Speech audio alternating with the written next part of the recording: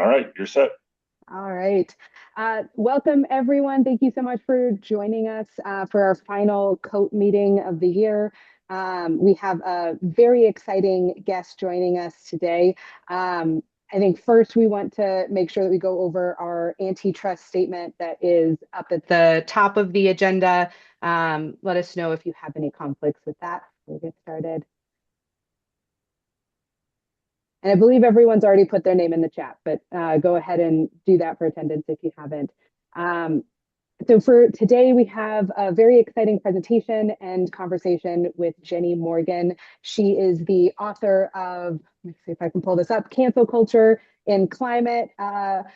And she also works for Tradewater in the super pollutant mitigation space. So Jenny, we are very excited to have you. We can go ahead and turn it over to you for your presentation. And folks, if you want to stay on and join the conversation afterwards, we'd love to hear your thoughts as well. Thank you so much. I'm so excited to be here. And yes, I do want this to be very collaborative, especially because it's virtual. This is a way for us to find connection and find support for one another, especially if this topic resonates with you. And so I am going to share my screen. Give me a thumbs up when you see it. Yes, great. Okay. Excellent.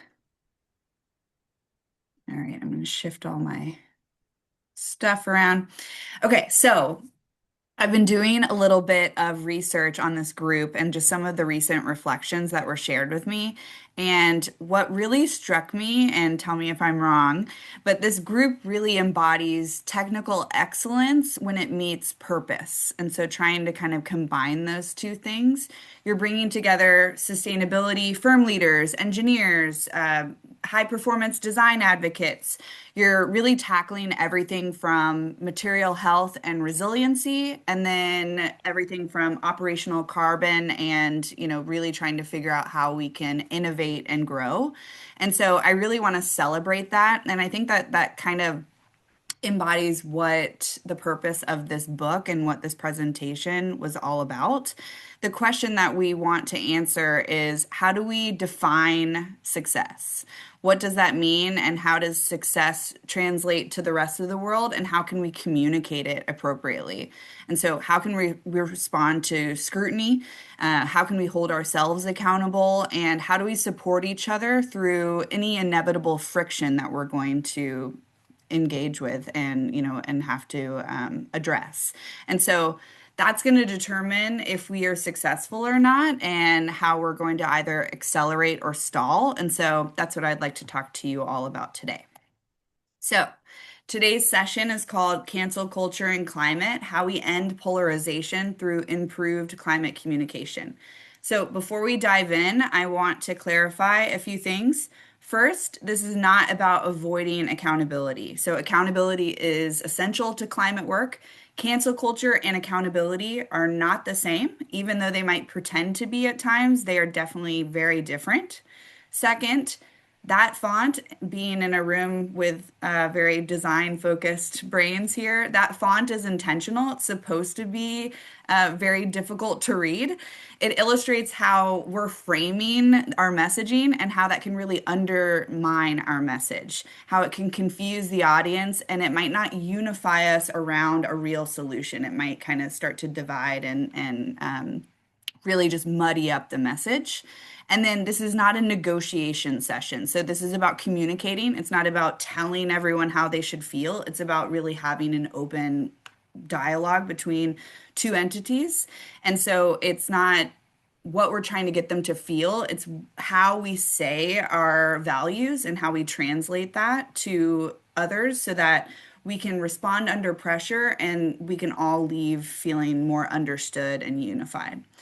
So, today we're going to talk honestly about how we can move forward when cancel culture is definitely rampant in the climate space, and how we can communicate in ways to build trust, reduce defensiveness, and create conditions where climate strategies, especially those that are aligned to, some of your 2030 goals, can actually succeed. So, cancel culture has been used in a lot of different ways, and it might trigger an emotional response. When I was first writing the book, a lot of people actually advised me not to call it cancel culture and climate because it could cause a lot of pushback and make people feel bad. And I completely understand that because it's been abused and it's very confusing. Is cancel culture good? Is it bad? Do we like it? I think I don't like it, but I don't like it unless it responds with the group that I'm part of. So it's really confusing. And so I want to define it for this context so that there's just pure clarity. It is the public shaming of those deemed moral transgressors. So it's ravenous in its pursuit. It wants to devour anyone that's deemed imperfect. It's not accountability, which seeks to guide behavior towards meaningful progress. It's about shame, exposing, punishing. We might see in social media, and especially in this time where there's such higher stakes, it's a really popular form of expression, but it doesn't get us the results that we want. So, if cancel culture is the phenomenon, then dichotomous thinking is the cognitive pattern that supports it. So, dichotomous thinking, and it's definitely something that I have worked really hard working against because I can fall into this way of thinking quite easily. It's that this or that, good or bad, black and white type of thinking. And in design, if we think about it in that way, it can be really limiting. It makes us lack creativity and innovation. If we're only focused on if something is incredibly functional or only focusing on if something is aesthetically pleasing, we're not going to create something that's actually useful. We're only picking one side, and actually, we can find balance so that both goals can be achieved. So, when we can't recognize and appreciate that gray area, we create more problems than we actually solve. So there's lots of problematic characteristics of this way of thinking, and in interest of time, I'm not going to go through all of them, but I'm going to pick my two favorites that I think stick out, but they're all pretty ineffective and short-sighted. The first is ignoring nuance. So we love as humans to categorize things because it makes us feel like we are being more efficient in our thinking. And it feels like it's all neat and tidy, but it's actually not. Dichotomous thinking and that all or nothing black and white way of thinking, it's giving you the illusion that it's tidy, but it's actually not capturing reality. Reality is complex. There's unique scenarios that apply, even though it might seem the same. And so we have to remember to keep nuance as something that's highly important for us to remember. Otherwise, we're limiting ourselves in problem solving. The other one, and I'm sure that there's no perfectionists in the room today, but just imagine what it would be like to be a perfectionist. It's that pressure of trying to make sure everything we do is perfect, and that limits our ability to be honest and have an actual educational conversation. It limits our ability to learn, to innovate, to talk to others about, what we can be doing better and what worked, what didn't. If we're only striving for perfection, then we're not going to be open to feedback and evolving as humans and those in business. And so that's really going to limit our ability to grow. So, if cancel culture is the mechanism for change, and if that's not working, then how are we going to leverage this urgency to actually solve a global issue, which is climate change? So, if cancel culture's sole purpose is to place blame on others, it's lacking any effort to uncover solutions and paths forward and ways that we can work together as a community. So, if cancel culture is the disease, then its symptoms are going to be the key to understanding the problem and finding the cure. So, some symptoms that I want to go over, and some of you might be familiar with some of these. The first one is definitely very well known. A symptom of this way of thinking is greenwashing. So, to define it, greenwashing is the accusation against those suspected of pretending to be sustainable when they're not. The problem with the greenwashing accusation is that greenwashing falls on a spectrum. You might have a group that is misrepresenting themselves. They might be embellishing or exaggerating. And then you might have a group that's intentionally distracting and outright lying. They're falsifying information. That's a huge gap. And it doesn't matter about the gap. What the problem is if you get accused of greenwashing, that can completely destroy your organization or your individual's reputation. No one's asking the question like, well, where on the greenwashing spectrum do they fall? That's never the next question. It's always just a death sentence. If you've been accused of greenwashing, you're basically now deemed a liar. The next, because of that symptom, now we're seeing a lot of green hushing. So, green hushing is the under promoting symptom. And in my personal opinion, it's the most dangerous. So, if we don't feel like we're safe to share what we've done and what we hope to do and what we're learning along the way because of fear, then this kind of cancel culture dynamic is going to tear all of us apart. So, green hushing is driven by fear of failure, fear of scrutiny, fear of litigation, fear of not being perfect. And it's leading to those being opting out. And so they're either going for the bare minimum or they're actually doing incredible things and just not talking about it. So us in the real world, we're out there, trying to figure out, is everyone else thinking about this as much as I am? And if everyone is hushing around us, there's amazing things happening, but no one's talking about it. So it's not in our reality. We don't think it exists. So then what does that mean for us? Am I standing alone? Should I bow out too? It really tears apart the entire movement, and this type of work requires a movement. And then the third, and we've seen a bit of this too, is green recanting.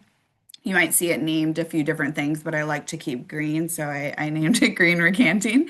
But it's like that never mind moment. It's when they are saying, it's not green hushing because it's not where organizations might be doing something, but they're doing it silently. It's basically if I'm going to be ostracized for participating and being accused of greenwashing because it's not good enough, and then if I'm going to be silent, but then I'm not reaping the rewards of doing all of these efforts and changes, then I'm not even going to participate in this. What's the benefit here? And so they're just going to bow out. They're not going to be trying to meet these new markers. They're just going to basically take the policy away or take the goal away. And that also is incredibly dangerous because all of these symptoms feed off of each other. We see accusations of greenwashing, so I'm going to be quiet and I'm going to start to green hush. And then someone else like, oh, well, if they're being accused of greenwashing and they're doing what I'm doing, and then this organization's green hushing, but they're not getting any of the PR benefits, then why am I going to do this? And it just keeps going on and on. So if we want to stop this, we really need to define the difference between cancel culture and accountability because they're vastly different. So, accountability is rooted in the intention to hold entities responsible for their actions, decisions, and behaviors. So, it is honest and it might not feel good, but the primary objective is to promote responsibility and ethical behavior so that we can achieve our common goal around sustainability. It's trying to get everyone to reach climate security. It wants you to succeed. It wants to be honest about failures, but it's hoping that in the end, you have a positive outcome that's transparent, it's consistent, it's fair, it follows a framework. And so it's really cheering you on. Whereas cancel culture, it can pretend to be accountability, but it's much more punitive and aggressive in its approach. It's eliminating the ability for the accused to think honestly about what they're being accused of, to improve, to learn, to ask for help. It's really shame-based. The conversation is one-sided and it leaves little room for growth, consistency, improvements. It's very negative. It relies on public shaming, so it's very difficult to get your reputation back after being accused of something through this cancel culture type mechanism. And there's limited due process, and there's no framework. So if we think of some examples of cancel culture in all of the different facets that it's shown up, we can see that there's no someone got accused of this, somebody else got accused of it too, but there was a lot going on in the media at the time, so they just kind of skated on through. Like there's no actual predictability with cancel culture, which is a huge distinction between the two because we need something that's has shape, it's structured so that we can learn from it and follow it. So, if this is unreliable, we're not going to achieve the goals that we want. And that's basically the reason why I felt compelled to write a book about it, is because I want us to succeed. I want to find failures and improve upon them and problem solve and work together. And if we can continue to divide one another, we're not going to be successful. And so we really need to find a way to hold each other accountable and actually find that to be fun and curious and exciting and something that we can work towards. And these are all the things that we can achieve if we do create a climate movement that is inclusive for everyone. We can significantly reduce GHG emissions. We can increase innovation and technology, so we're finding problems and solving them. We're promoting a circular economy, use what we have and figure out how we can continue to leverage the resources that we already have at our fingertips. We can increase climate investments. People are excited, they want to participate. There's going to be a rise in regulatory compliance. So we see that there's this balance between this compliance and voluntary engagement in the movement. And then there's going to be a growth in the corporate social responsibility sector. So we're going to be seeing all of the benefits that go with this movement, not even for the climate, but also for social impact, cost savings, global connectivity. There's going to be so much that we can achieve if we can build a movement around this. So, thinking about it from this perspective, if the cancel culture phenomenon is being perpetuated by the media and it's making up our societal structure, how can we as individuals that make up said society decide that we're not going to fall into this trap?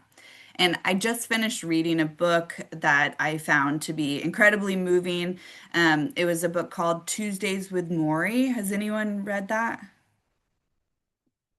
I'd highly recommend it. The author was on a podcast, and I just really resonated with his voice. And then he writes fiction as well, but his first book was Tuesdays with Maury.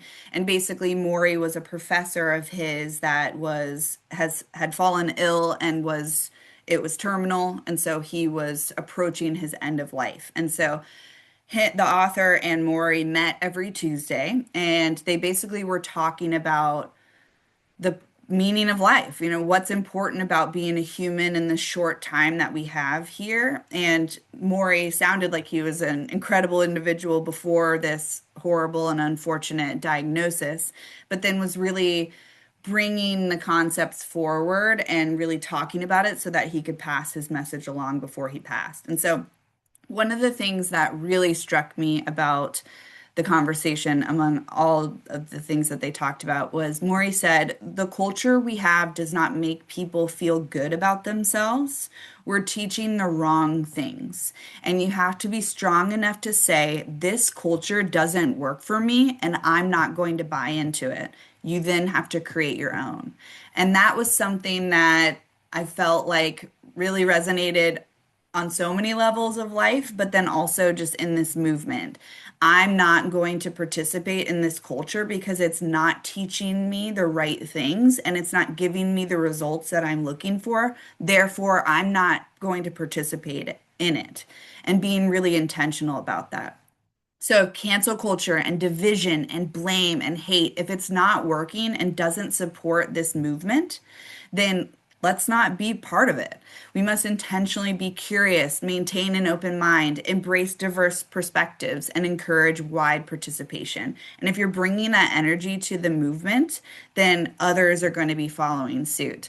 I've had a few people ask me, well, is this scalable? Like, I'm just going to go out and I'm going to maintain an open mind and ask open-ended questions and really facilitate this open dialogue. How is that going to scale in such an urgent time? I would implore you to just try it because it's actually quite infectious and it spreads. I've even put in presentations which wasn't as well received because it's somewhat triggering since it's very recent, but we see how like viruses spread and how quickly that can be spread among the globe. And that was something that we found to be fearful. But what if we flip it on its head and actually talk about how that positive energy of curiosity and goals for climate safety and security can be infectious as well. So I won't make anyone feel like we're in 2020 again, but you can imagine the positive spread of something like that. So, this openness and way of engaging with work and community made me think about the design thinking process that some of you might be familiar with. And there's various phases of design thinking. So, you empathize, you're doing interviews, you're trying to figure out from an empathetic standpoint, what's making people tick, what's going to create some insight. Then you're going to define it. So, you might have point of view statements, you're putting together problem statements, you're figuring out from that empathetic dialogue, what is being said. Then you're going to ideate, you're brainstorming, you're mind mapping, you're going to be figuring out some solution concepts that you want to try. And you're going to create a prototype. You're going to create a mock-up, a 3D model, and you're going to see your vision come to life and then test it. You're going to test it, you're going to use feedback, you're going to maybe do A/B experiments to try to figure out actually what is in this product is going to be refined to make it something that's effective and usable and implement it. You're going to apply these solutions and you're going to continue to evolve based on feedback and you're going to just keep going and it's cyclical. It's never ending. It's something that we're just continuing to evolve and grow and work on, especially when markets change, trends change. And so this is the reason why it is relevant to your work, but it's also very relevant to climate advocates and environmentalists if it's human centered, if it's a way that we can think about how we work and how we collaborate, and it's centered around humanity. So its foundation is empathy, it's collaborative, it's creative, it's reducing risks because you're trying things, and it's actually making it a more evolutionary conversation. So in the book, I apply that kind of design thinking into a way to have a motivational conversation. And you may have heard of motivational interviewing. A lot of that came up when you're trying to ask questions to pull threads of a way of someone's thinking so that you can get them to the end result. To me, that the naming of that makes it one-sided still too. You're still trying to like manipulate their thoughts. So if it's a motivational conversation, you're actually listening and participating, not coming to a conversation with, I'm right, let me figure out how to get them to feel the exact same way that I do. You're actually having a motivational conversation so that you can say, I believe in something. I think that they do too. Let's figure out actually how we have commonality. So you're building rapport. You're creating a safe environment where people feel comfortable to share their own experience and thought processes. You're exploring perspectives. You're not dismissing or challenging. You're actually exploring actions and viewpoints in a very non-judgmental manner. So you might say, do you think climate change will pose any challenges to your business? And then you're inspiring relatable change. You yourself might have some challenges, both personal and professional, that have come up because of climate insecurity.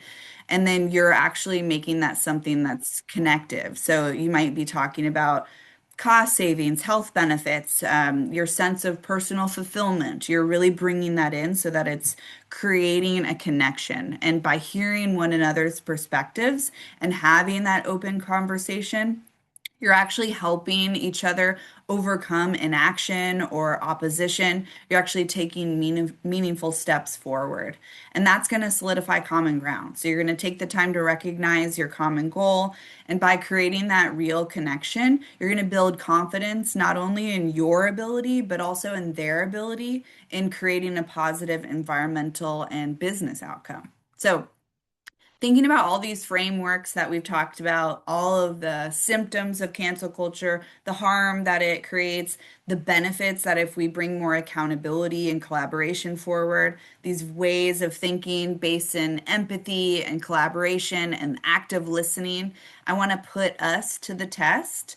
And at times I try to have people pretend that there's someone else and kind of do an improv session together. I think what would be really cool is for all of us to kind of think about real life scenarios and have a conversation that's very honest and open about how we've been challenged, some things that have worked, some things that haven't, and talk about it in this mindset of putting these frameworks in place. So, starting with the positive, what are some celebrations that anyone would like to bring forward? Maybe there's a success story in your work. It might be large or small, but it's going to demonstrate how there's progress to be had, that climate action and climate justice can be achieved through design thinking. Does anyone have an example that they would like to talk about?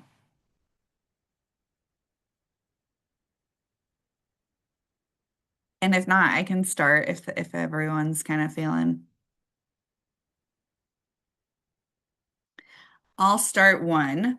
Um, One conversation. So, as mentioned, I also work in the super pollutant mitigation space. And so, what that means is that there are high potency gases that can be leaked unless there's some sort of intervention that occurs. So, one example is refrigerants. There's ozone depleting refrigerants that have been banned from production, but they still exist out in the world today. And while it's great we don't make them anymore, there's billions of tons of them that still exist all around the world. And they're sitting in metal canisters, decades.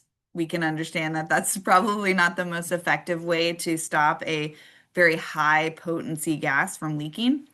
So I've been able to have some conversations where people have, and it's people are making these decisions. We might think like, name X company that we disagree with their values, but there's three decision makers that are behind the scenes that are actually pulling the strings and creating the culture of that business. So it really is the people. And one celebration that I've had is I was able to speak to some organizers that had a lot of reservations in stepping into this space because they feel as if kind of that green hushing, green recanting symptom, they felt as if they tried to do something good, they're already villainized so much out in the world. If they try to do something good, it will actually just be further ammunition against them as proving that they are this Disney villain. And so I just listened. Even though I might have felt certain feelings hearing that from, a representative of an organization that I don't necessarily align with, I just put my own judgments aside and just listened. And then I found out that they're really frustrated. They want to do better, but they kind of don't know how. They also want to just go home at the end of the day and go to soccer practice with their kids. And they actually do really like going on hikes and taking trips to different, really beautiful landmarks around the world. And so I was able to really find out that there was some opportunities for us to connect and to establish that rapport, how better sustainable practices can actually help alleviate those frustrations, how they can have this personal fulfillment that they're growing something really impactful within an organization that's finding that challenging, and then how as a person that they can make them feel better about their contribution to the world. And so that's been a big celebration for me of using this type of thinking and collaboration to connect with those that I might have seen as an other and not part of my group.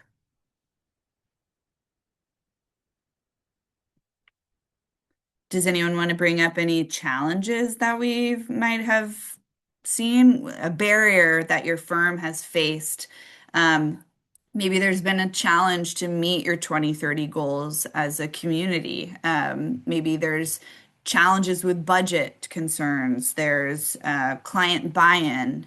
What are some challenges that has anyone encountered? Well, I mean, I think the 2030 goal is hard for everybody to meet. So I would say that's a challenge. Not a lot of architects are at 90% savings compared to all their architecture projects. The average is about 50%. We're at about maybe 55. So I think, that's a challenge. I don't know how we're going to overcome it unless we change something. Yeah, so what would that change something be from a communication standpoint? Like you're bringing a sense of urgency. It's about to be 2026. So when you're trying to communicate that we need to do more, we're running out of time to meet those goals. What's kind of some of the pushback? Well, all of our solar incentives just are getting cut, so that's not helpful. Yeah. um, and codes and standards are not there yet. So when codes and standards get there, it'll be easier to get there. They might have to change the goal. Yeah, so financial pushback, the lack of regulatory incentives, Mm-hmm. it's easier to disengage because Mm-hmm. now that wouldn't be abnormal. It's kind of like going through. So those are some things that could be interesting to discuss using this communication framework of going one by one to any of those that are pushing back and kind of going outside of these conversations to dig in deeper on what might be a way to bring these concerns actually as opportunities. Has anyone had a conversation where similar pushback has come up, but you found commonality using a different direction? Well, I'll add a challenge that is maybe a little bit more um, specific and just that came up yesterday on a hotel project we're working on, where we've been working very hard to make an all electric building to kind of set it up, for a sustainable future. And the commercial laundry that's getting introduced there is encountering challenges in terms of using electric powered dryers and ironers because they are just not commercially what's available currently is not sort of powerful enough, doesn't deliver fast enough. So from an operations standpoint, it's challenged, and so it's going to be gas fired equipment there again or gas supplied equipment for those pieces. But the interesting part of the conversation was the client's quite smart and forward thinking and California based, so he's a little bit more aware maybe of where things are headed. So there is a conversation about what happens in 10, 15, 20 years when gas equipment is going to go away, gas-fired equipment is going to go away, and then we have to install electric equipment. And how are we setting up the building so that the then loads that will come up are going to be addressed, and we're not going to have a big issue trying to figure out, how to change the building service, the main electrical service to the building. So it was kind of an interesting uh, conversation. I think what I learned there is really that's a communication tool to talk about, the future proofing of projects. And we've used that a little bit.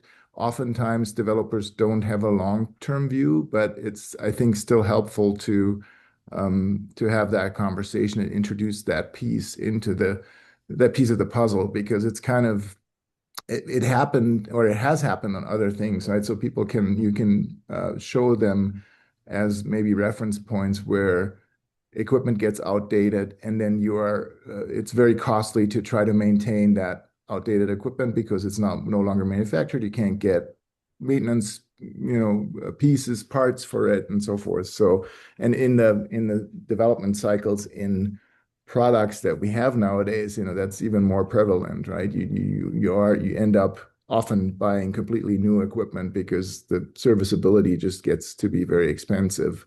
And because you have to do that, then you can introduce that conversation like, okay, what happens if you can't buy a gas-fired equipment anymore, right? You're gonna you're gonna be in a bad place at that point, So that was Yeah. both a challenge and maybe a communication um, element to that.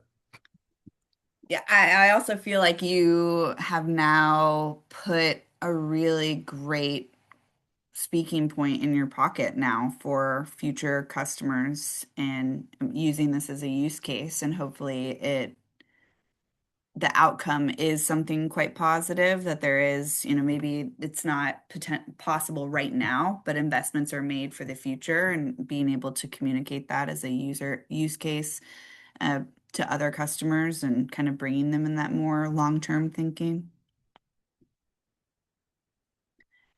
Anyone else have any challenges that they want to talk about, or we can also discuss scrutiny and building trust?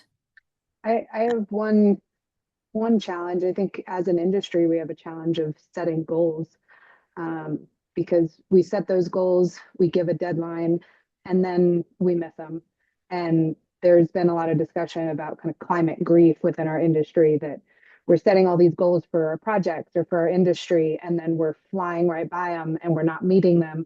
And though we're seeing progress, it doesn't feel like it's enough, because that message is there that if we don't do this, something bad is going to happen. And you just constantly have that looming over your head. So how are we then going to set goals appropriately so that we can achieve them while also trying to drive progress and change in our industry? And it's very tricky. And as Renee said, we have the 2030 commitment. We're at 2026 almost, and we're not going to make it for the most part. So, how do we start to rethink where those goals are? I think that's been a huge challenge. What has that process been like when you're goal setting, coming from, the business side, and when you're setting an OKR, it's usually, right out of reach. It gets a stretch goal, and some you're going to get the green, and some you're going to get the yellow and the red.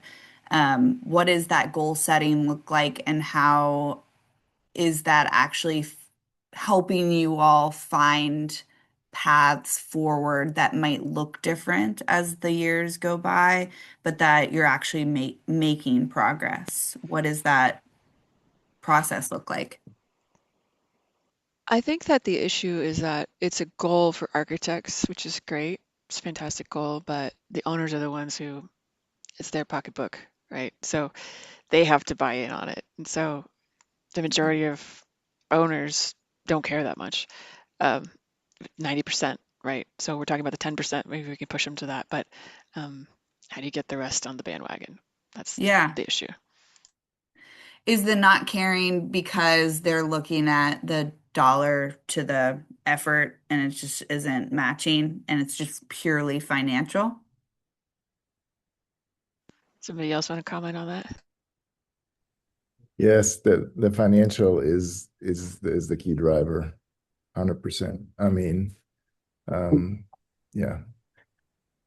I have a comment to that as well. I know not a project that we are working on, but I do know a developer that's trying to develop a multifamily project in a very sustainable way. And the challenges that I think maybe we don't see because we only talk to the owners, but they, I think, come across challenges of whoever's helping them finance the buildings. So he was trying to push it really, really hard. And at this point, it's on an indefinite pause. Yeah. Yeah, I mean that makes me I definitely understand that grief and the daily struggle of this um because it's hard, and it's especially hard if you feel like you're kind of the one in the room and you're kind of screaming the results that everyone wants, but just getting there, it's a constant conversation. Um, there might be some ways that there's some communication nuggets that come out of this that at least move, kind of thinking of that perfectionism. And I'm definitely not I am right there with you. I'm not accusing anyone of only trying to find perfection, but what's some ways to change what success looks like? And maybe it's just really getting two individuals to understand the mission more this year, so that you are primed for that conversation coming up. in 2027. And it might not make us meet the 2030 goal that we're all hoping for, but this is a constant. There's so much emphasis on these huge milestones of time on if we will meet success. And I kind of think about that in two ways, where it's really important to meet those goals because we want to make it easier for the future us. Like we don't want to just like make a bigger hill to climb. Why would we do that? But it's also going to be a forever job. Sustainability, this is just our time. It's going to be in 2082, there's going to be a group of architects that are talking about how they're going to be pushing solutions forward and what is a better way to work. And so, really, just kind of thinking about that in both a sense of urgency, but also that we are part of this kind of train that's going to be moving forward at all times. And that can kind of shift the mile marker that we're holding on ourselves and others on how we can continue to facilitate that movement. Maybe that isn't going to happen by 2030, but if we get 30% of the individuals we're working with on the team and really thinking about it more, that might set us up for success a few years late, but it's going to be moving us forward in the right direction. Does that translate or does that sound fluffy? One thing I'd love to bring out was like, how do we deal with deadlines, I guess, that are not flexible? I mean, I feel like a lot of the goals we talk about have a little flexibility in there. They're part of a moving target, a big issue. Um, like at some point we will reach a point of, true failure and consequences. And I think of a lot more examples in the resiliency spectrum of like, you might have a city assessing something and they're like, gosh, we have to replace this bridge in the next 5 years or it could fail. And they don't have the money, so they put it off and the bridge fails and people die. And it's almost like a retrospective, like, wow, that wasn't a flexible deadline. That wasn't a flexible goal. And because we put it off, because we didn't meet it, because we kept pushing it out, now 100 people are dead. Like, how do we balance there are goals that are kind of flexible and there are goals that like we really have to meet, or there are truly devastating consequences. And I feel like climate is one of those things where there's some flexibility, but at some point, there's going to be very real and devastating consequences. So, do we put it off? Do we not put it off? How flexible are we? At what point do we say retrospectively, wow, we really should have met that deadline because now we're dealing with really terrible consequences? Well, I Yeah. think the consequences are here already, though. That's the thing, it's easy for people to compartmentalize that to some extent, and that's what we all do, I think, right? We can only, as humans, we can only do take in so much as an individual, right? I mean, there's a limit. So we're trying to, eat the elephant one bite at a time, and focus on what we can do. But the fact that, I mean, people have died, or at least properties have gotten damaged because of fires that are clearly caused by climate change. So it's there already, right? It's just not to an extent where maybe it's affecting broad enough part of the population, or I mean, it's all easy for us to kind of detach ourselves from it, right? We sort of, I mean, we had just this last couple of days, and I know it's making the news now, Excel switching off power to 50,000 homes because of the winds, because of the fire danger, right? That I don't know how much of that is addressing that fire danger, or if there's other underlying, intentions that are behind that. But regardless of it, I mean, it's clear that there are environmental things happening already that we're sort of, I mean, that's a reactionary fix that Excel is taking. It's not a proactive thing that we've done, in terms of preventing climate change or slowing it down. So I don't think it's, that point of, we made bad decisions, now we have the consequences. We're already there. So, it's just a matter of, again, we're all compartmentalizing, and as long as it doesn't affect me directly, I can live with that, right? It's affecting me sort of, directly. well, yeah, Come into the office to get some internet and power. yeah, sure. Yeah, but it's like an inconvenience, that one, right? But it's It's three not, days of no power, no internet. Like that's a lot. yeah. That's pretty crazy. Yeah, I mean, but that's still just an inconvenience. It didn't kill anybody, you didn't Yeah. starve because there was, when you look, I mean, it's also easy to look at all the developed countries, the US and other countries where we can, to some extent, we can throw a bunch of money at an issue, afterwards and try to repair it to an extent. But there are countries and people in the world that are dying because of this, that are starving because of this, because their harvests aren't happening or their crop is getting destroyed, things like that, right? So yeah, it's not, sorry to be such a downer here, but I mean it's that's where we are. And so yeah. Well, bringing that to, and I can bop around however we want, but bringing that to communication, we're talking about compartmentalizing this enormous issue that all of us are experiencing in different ways and engaging in different ways. But if we compartmentalize in a way that's actually going to recognize the huge problem that we're encountering and dealing with right now, if we can figure out how the individual, the one individual that you're talking to, has compartmentalized this experience for themselves, what compartment are they thinking about more than the global effects of climate change?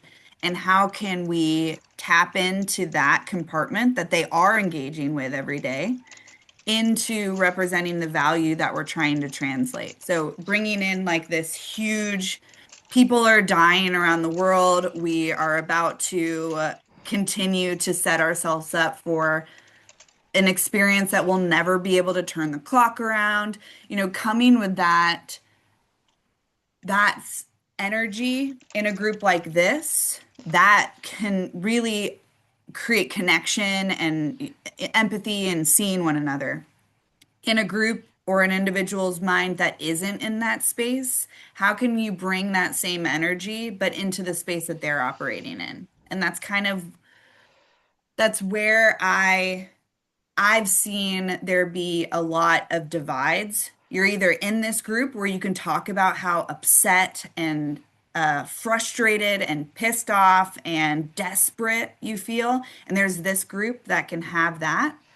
And then if you don't have that, you're on the other side.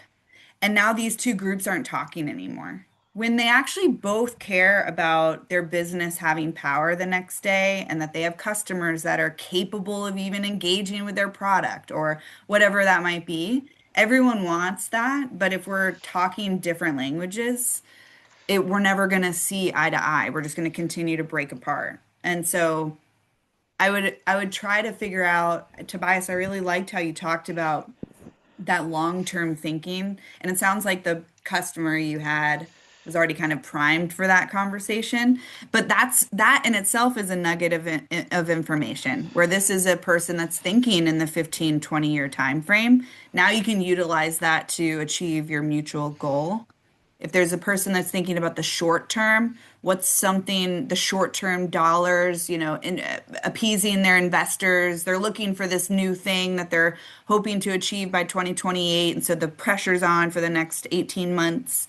How can you then tap into that way of thinking, still representing this value that you're bringing forward? I think it's so reliant on our ability to talk to one another because if we don't tap into that in some way, it's just not gonna work. Like you got to keep coming to the conversation from a different angle, and it's exhausting. I'm definitely like not. We're all gonna log off and be like, "Oh, so is the espresso machine working?" Like I totally get that. It's exhausting, and I've been personally exhausted by some of the conversations that I've had over the last year, just talking about cancel culture. Like I've had to sit in rooms that I haven't really wanted to sit in. and bring a lot of empathy forward. But it's worked. So like I'd rather be spinning my wheels on something that works than spin my wheels on feeling a sense of hopelessness and feeling like this is the end. Like I there it's an equal amount of energy, but one works. I don't know. I just legit stepped on a soapbox, so I I apologize for that, but I hope that that can, like, I think it's really remembering these small opportunities for communication is so important because it's just so all-consuming and it can be really dark. I think some of us work on single family residential projects, myself included, and that can sometimes be a little bit more simple in the messaging because they are the end user of what we're working on. So we can talk about their thermal comfort, we can talk about their health, we can talk about their kids' health, indoor air quality as it pertains to what they will be breathing in on a daily basis. But I also think that messaging is a little bit more difficult for people who work with developers where they are not the end user. This building may be something they hold on to. It might be something that they sell or, and I'm curious if others have kind of comments about that communication as well.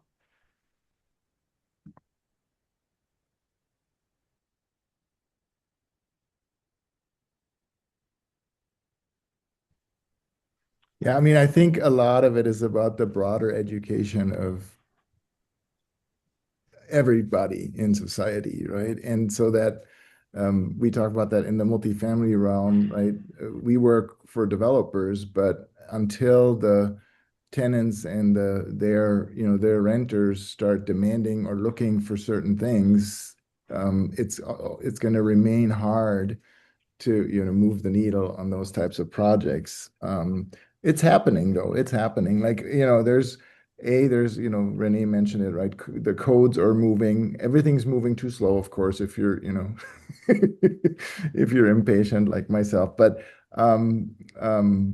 things are moving, and there are like the EV space, right? I'm very passionate about that, and there's more people adopting it, there's renters adopting it, and now there's apartment building owners that are realizing outside of just the mandates that are in the codes that, oh, we do need electric vehicle charging in our buildings because our tenants are asking for it. And if we don't have it, they're going to move somewhere else. So there are things, where things are happening because people are getting more educated, or they're getting into sustainable practices and things that they're doing in their everyday lives, and they're starting to demand things to support that. So that's maybe a little bit of a message of hope on some of those things. And I do believe, I mean, I'm an eternal optimist. I mean, we just have to focus on what we can impact and work on that every day, and we do as architects. I think we're kind of predestined to be that way, right? We start a new project, we're excited about it. We want to do something creative, interesting, important, and lasting with every project that we touch and work on. So I think we have all the tools, and um, we are making progress. Yeah, it's not as quick as we need it to be or want it to be, maybe, but that's just, you can't, again, you have to compartmentalize in that sense, right? You have to say, okay, I can't, let's not make perfect the enemy of good or better. Let's see what we can achieve. Let's keep the big goal in mind, but work every day on the little steps, the baby steps. And you mentioned the elephant, and that reminds me of, when there's that drawing of everyone's engaging in a different part of the elephant and they're describing it and they all sound completely different. But it is, we're all participating, and it's really difficult to see how it's all going to play out in the end and really trust that. But it is those individual parts of the elephant that makes it an entire elephant. So I mean, I'm really glad that there's individuals like you all out there thinking with that design mind and that forward thinking and that future proofing and um, efficiency and circularity and all of these things and bringing that forward. And then there's, colleagues that I work with during the day that are going out and finding orphaned wells and plugging them because they've been just left, and we're actively plugging them. And there's many other companies that are doing that too. And then we're having conversations like these about how to collaborate better across whatever aisles we want to point at. I think that there is a lot of good happening, and it's really important for us to hold that because it's really easy to forget. And we're not going back to like the Tuesdays with Maury comment. Our world is not set up for us to think that way. Like it wants you to click, it wants you to spiral, it wants you to just scroll. Like that's what the world's built for us to engage with. But it's up to us to decide if we want to engage with it or not.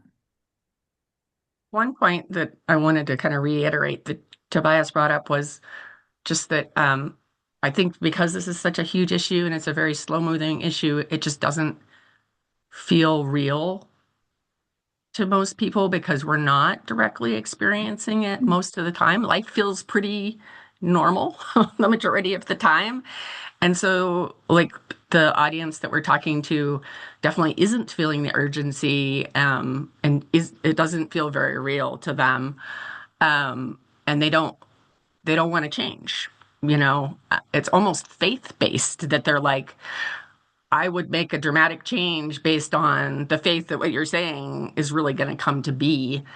And so I guess I kind of wanted to bring up a little bit of the like, how do you create change when there's no apparent urgency to change because people are like, well, I'm not seeing it and I'm not experiencing it, and why should I change what I'm doing? And I know this kind of gets back to this whole communication and then trying to work towards a problem, but like, how do you create that, like you said, motivation to even want to change what we're doing, in the face of something that's not very well seen, communicated, etc. Like it's a hard conversation. People don't want to change. People are afraid of change, and we're asking them to do that, you know, based on something they can't necessarily directly experience and see. I think my brain's bounced around all over the place, but Julie, to respond to that one, I think it's finding what people care about. I think, as Jenny mentioned before, it's, what is their issue, because climate relates to everything, like literally everything. And so if it's financial problems that they're gonna have to pay for later, or whatever it is, different motivations. One of the things I was thinking about earlier was the Eleanor Roosevelt quote about, "I'd rather light a candle and curse the darkness." But it's just, you got to do what you got to do, what's within your scope to do.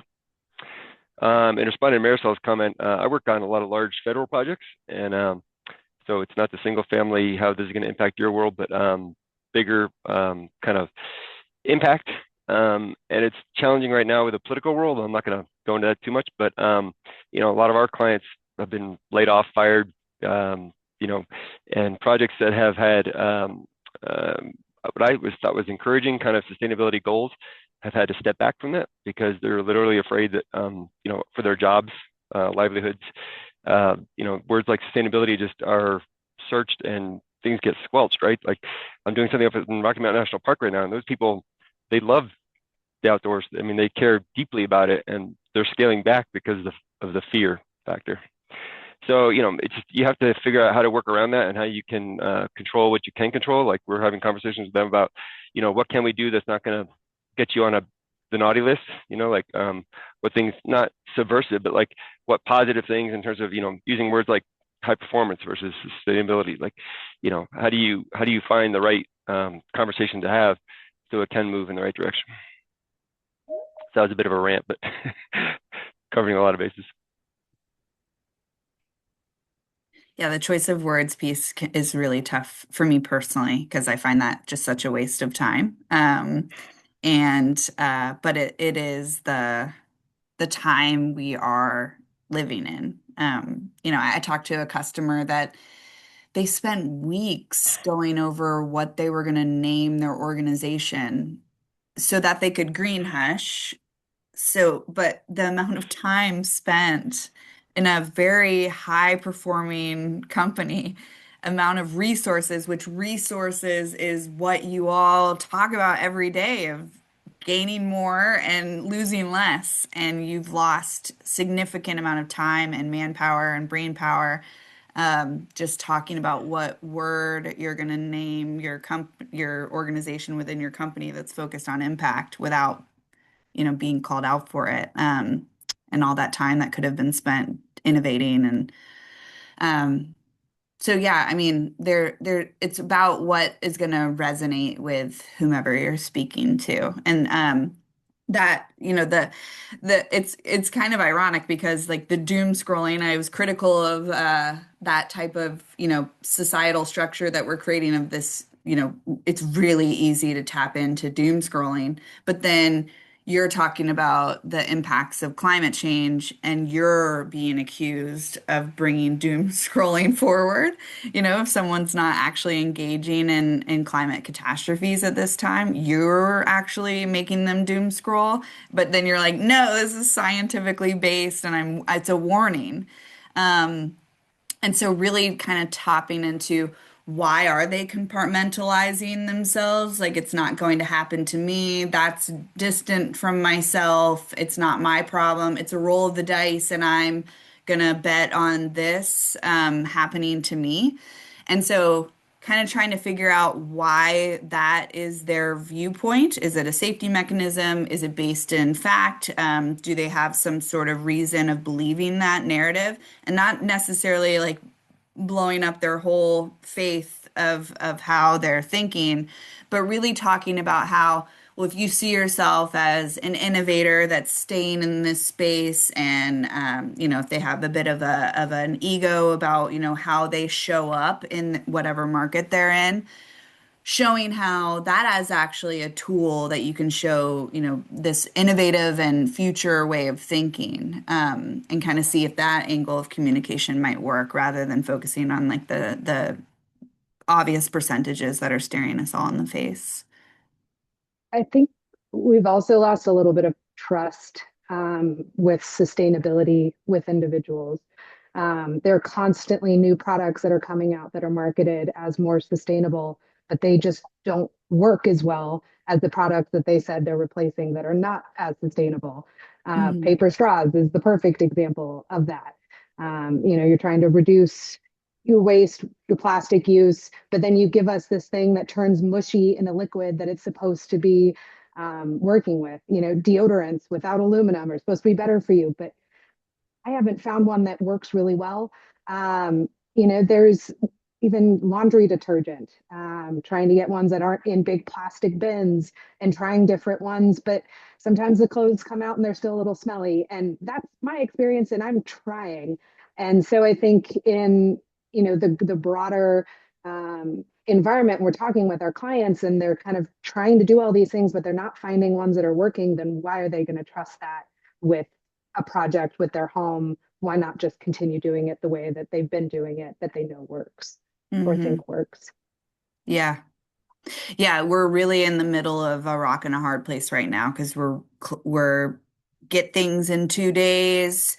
It works right away. I can get literally anything I've ever thought of right now.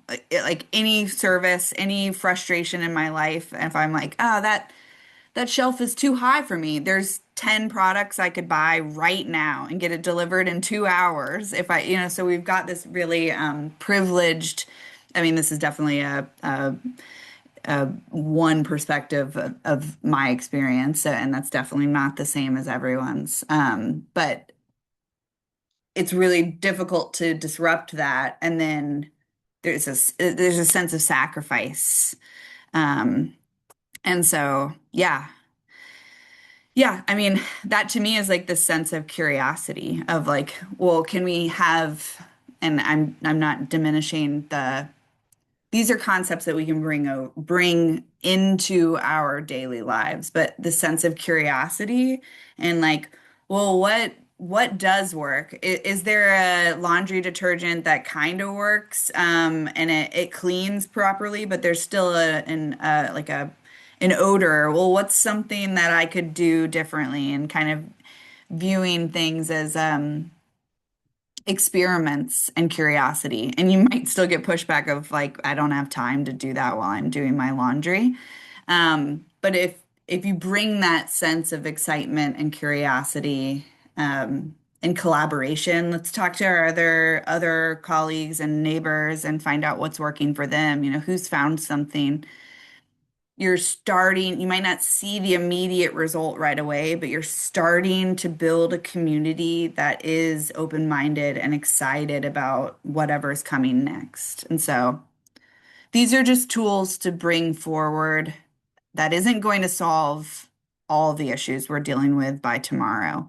But these little changes in the way that we talk and the way that we work together and the way that we perceive others around us, it will have an impact. And, we've all mentioned some celebrations that have occurred. And so just seeing more of that. So the positive thing that I like to remember is that it ends with us. It is scalable. It is a mindset that we cannot participate in. We can decide that we are going to hold ourselves and others accountable, but we're not going to use shame and blame as a tactic. We're going to be seeing the world in a way that we can ultimately reach the positive outcome. And it's just how that we're going to get there. And think open outside of the box. Keep that open mind. Trying to just figure out. I love these conversations, and I would assume that you all are bringing these challenges and success stories forward so that you can pull little nuggets of inspiration, and connection, but also things that are working to your next conversation. Um, Try to bring some of these positive things that we've brought up and some of these concerns and be thinking about that so that in your next conversation, whether you know it's going to be a slam dunk and you know that individual is right on the same page, or you're already proactively thinking about some of the pushback that you're going to get. What are some things that we've brought up and ways of talking and ways of listening that can help it be a bit more successful than you're perceiving right now? Those are some things that I would implore you to just hold. And there's so many of us that are right alongside you. That's also somewhat helpful to remember. But I thank you for caring about the work that you do, because you could not. And you're choosing to bring your values forward into the way that you live, into the way that you work. And that's really exciting. And there's lots of us that are out there doing the same thing. Thank you, Jenny, so much. I think it is a wonderful reminder for us that everyone's trying to do their best, or most people are, especially the people that are in this room. And it's not so much about shaming others, but trying to also find ways to message certain things so that it's not so black and white.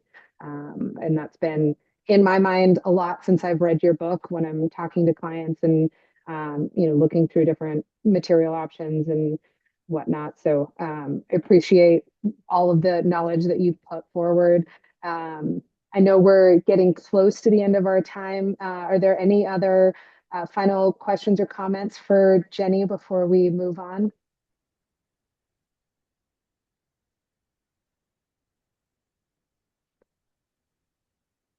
All right. Well, Jenny, thank you so much for joining us. I think we're going to turn it over to Nick with AIA to hear if we have updates for the end of the year. But I think this was a really inspiring way to round out our 2025 and kind of think about how we're thinking about sustainability in our work, and also in the judginess of others' work as well. Yeah. Well, thank you so much for having me. I really appreciate it. If you ever want to chat, I am available at any time. I'd love feedback on how this translated into this moment, but also the next few months, if there was anything that you found beneficial or focus areas that you think would help evolve this way of communicating and working together. I want to hold myself accountable of being someone that's talking about this. And so I really appreciate everyone and thank you for having me. And I hope we all see each other in some way soon. So thank you. Absolutely. Thanks, Jenny. Thank you. Thank you. All right, Nick, I'll pass it over to you to discuss maybe membership in 2026 and any AIA Colorado updates.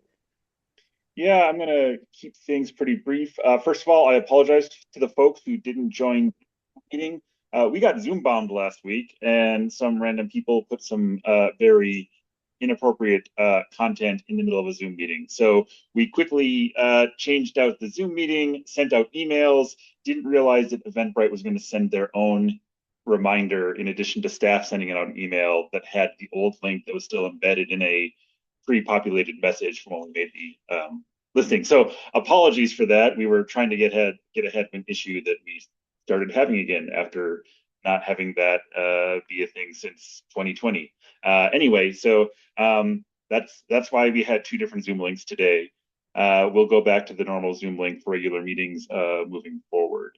I'll get that put back into Basecamp. Thank you to the folks who volunteered to help out do some pre-planning for getting a 2026 resiliency summit off the ground with the landscape architect folks here in Colorado. I've been buried this month, so I haven't had a chance to kind of get the ball rolling on that for the people that volunteered, but stand by. I will be following up hopefully by the end of this week with a couple preliminary tasks to get the ball rolling on what we would want that sessions to look like, what kind of format we think would be best if we have a whole afternoon, that sort of thing, to start playing with those ideas for a hopefully late spring event. So more info to come on that. And then just a quick update, if I can find my spreadsheet, on membership for COAT for next year. We have 28 folks that volunteered. Most of those are returning members. I've got 1, 2, 3, 4, 5, 6, 7. I've got 8 new folks coming in and a couple folks rolling off. So 28 is a pretty good sized group. I think there's a lot of opportunities to keep the momentum we've had in 2025 up as we move into 2026. So again, it's going to be very exciting. Not much else to discuss. We are kind of about to hit holiday mode here in AIA Colorado. For anyone who's in the South section, we've got a happy hour down there tonight. Details on our website calendar. I'll be down there, so say hi if you're in the South and want to check that out. And that's pretty much what I have. I just want to thank all of you, since it is our last meeting of the year, for a really great 2025. Other groups and staff and our board thought very highly of the webinars that we put on earlier this year. So there's a lot of excitement about taking the body of knowledge that this group has and figuring out what would be most relevant to membership and getting the word out there on what's the latest and greatest in sustainability, since this is still a rapidly evolving part of our practice. And it's great that we have so many folks who are dedicated to making the architecture profession stronger. So that's all I got. And then thank you, Marisol and Tiffany, for being co-chairs this year. That's a big lift, but you nailed it. Great job. Thanks, Nick. Yeah, this is mine and Tiffany's last year co-chairing the COAT committee. So next year we'll be happy committee members as well. So looking forward to seeing you all in 2026. Will our first meeting of 2026 be in January, or will we pick up again in February? Since we are at the third Thursday, my plan is to have a January kickoff meeting. Awesome. All right. Well, thank you all so much for just showing up every month, ready for great discussions, bringing your knowledge, sharing it with the group. I think it's fantastic for those of us who work across so many different types of buildings to hear kind of what everyone is experiencing and also recognize that we're all having very similar problems and successes and challenges across the way. So I really appreciate your participation week to week or month to month, sorry. And Tiffany, I'll also pass it over to you.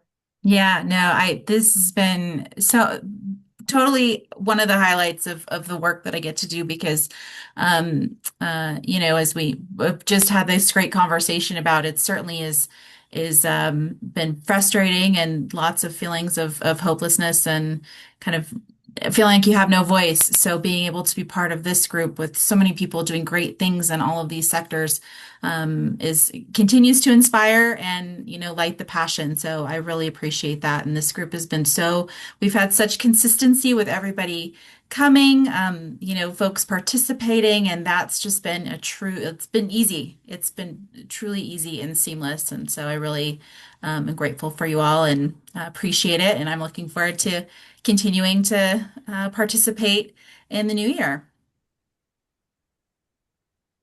All right. Well, I guess we can let you go a little bit early today. Happy holidays, everyone. Thank you again for joining. This meeting has been recorded, and I believe we will be adding it to the YouTube channel as well. So if there was someone who was trying to join who wasn't able to make it, we'll go ahead and share that link once we have it uploaded.